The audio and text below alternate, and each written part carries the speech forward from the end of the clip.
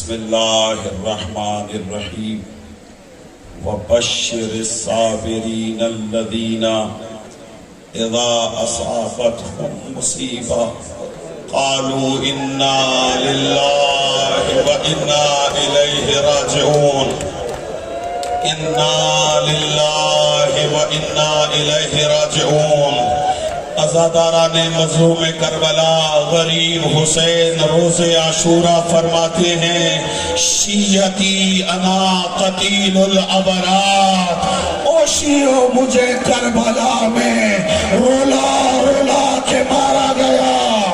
حسین کبھی علی اکبر کے لاشے پہ روئے، کبھی آن و محمد کے لاشے پہ روئے، کبھی عباس کے کٹے ہوئے بازو اٹھا کے روئے۔ مومنین بیٹھ جائیں، مومنین بیٹھ جائیں، زلزلہ نہیں آئے گا، زیارت نہیں آئے گی، مجھے شہادت پڑھ دیں گے، مجھے شہادت پڑھنے دے، حسین کا واسطہ ہے۔ بیٹھ جاؤ، بیٹھ جائیں مومنین، بیٹھ جائیں۔ جناب زہرا کو پرسا دیں، اس بیوی کو پرسا دیں جس نے حسین کو چکیاں پیس پیس کے پالا۔ عزاداروں، حسین کربلا میں اکیلا رہ گیا، سر سے لے کر پاؤں تک حسین زخمی ہے۔ ایک ٹیلے پر آئے، آ کر کہا حال میں ناصری ینصرنا۔ حسین نے استغاثہ بلند کیا، ایک تیر حسین کی پیشانی پر لگا، حسین زخمی ہوئے۔